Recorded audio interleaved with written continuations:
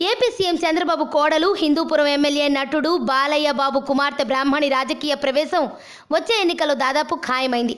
బ్రాహ్మణి గుంటూరు నుంచి లోక్సభకు పోటీ చేసేందుకు రంగం సిద్ధం చేసుకున్నట్టే తెలుస్తోంది.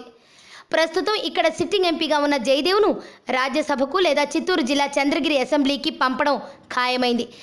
ఇప్పుడు గుంటూరులో బ్రాహ్మణిపై సరైన క్యాండిడేట్ను పెట్టడం వైసీపీ అధినేత వైఎస్ జగన్కు పెద్ద సవాల్గా మారింది. ఈ క్రమంలోనే విజ్ఞాన్ సంస్థల అధినేత విజ్ఞాన్ రత్తయ్య కుమారుడు శ్రీకృష్ణదేవరాయలును బ్రాహ్మణిపై పోటీకి దింపాలని జగన్ దాదాపు డెసిషన్ తీసేసుకున్నాడు. అయితే బ్రాహ్మణికి రత్తయ్య కొడుకు సరైన ప్రత్యర్థి ఏమాత్రం కాలేరన్న టాక్ ఏపీ రాజకీయాల్లో వినిపిస్తోంది.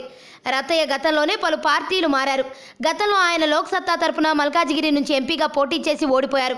గత ఎన్నికలకు ముందు ఆయన గుంటూరు నుంచి టీడీపీ తరపున పోటీ చేయాలనుకున్నారు. అయితే చివరి క్షణంలో రత్తయ్య గుంటూరు అడగడంతో చంద్రబాబు ఆయన్ను నరసరావుపేట నుంచి పోటీ చేయాలని చెప్పారు. అందుకు రత్తయ్య అంగీకరించలేదు. దీంతో వెంటనే రాయపాటి ఆ సీటు చేజిక్కించుకున్నారు. ఆ తర్వాత రత్తయ్య వైసీపీలో చేరారు. జగన్ ఆయన కొడుకు శ్రీకృష్ణదేవరాయలును జగన్ గుంటూరు వైసీపీ ఇన్ఛార్జిగా చేశారు. భవిష్యత్తులో ఈ ఎంపీ స్థానాన్ని ఈయనకే కేటాయించాలని జగన్ నిర్ణయించారట. అయితే బ్రాహ్మణికి రత్తయ్య తనయుడు ఏమాత్రం సరైన ప్రత్యర్థి కాదని రాజకీయ వర్గాలు అంచనా వేస్తున్నాయి. మరి బ్రాహ్మణిపై పోటీ చేసేందుకు వైసీపీలో సమర్థులైన నాయకులను జగన్ ఎక్కడ వెతికి పట్టుకుంటాడో చూడాలి. ఆరోగ్యవంతమైన జీవితం కోసం మనం పాటించాలి కొన్ని నియమాలని. చిన్ని చిన్ని చిట్కాలతో చింతలేని జీవితాన్ని ఎలా గడపాలి అనే దానికి వీక్షిస్తూనే ఉండండి మన ఆరోగ్యం యూట్యూబ్ ఛానల్. మరిన్ని ఆరోగ్య సూత్రాలకు సబ్స్క్రైబ్ చేసుకోండి.